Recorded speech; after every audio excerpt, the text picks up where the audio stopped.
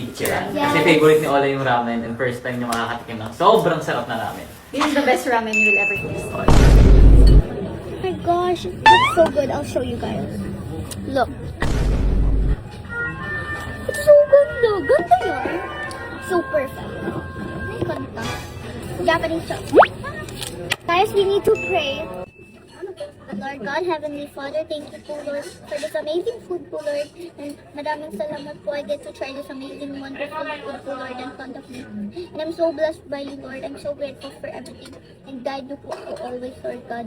And sana other people could experience this, Lord. Maraming salamat po, Lord. In Jesus' name I pray. Amen.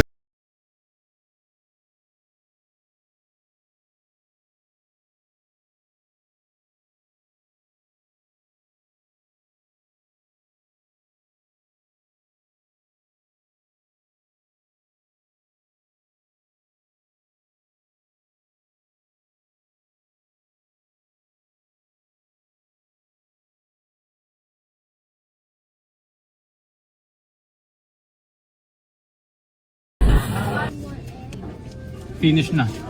Kompleto na yung Japan namin kasi nakapag-Ichiran na kami. Sobrang solid.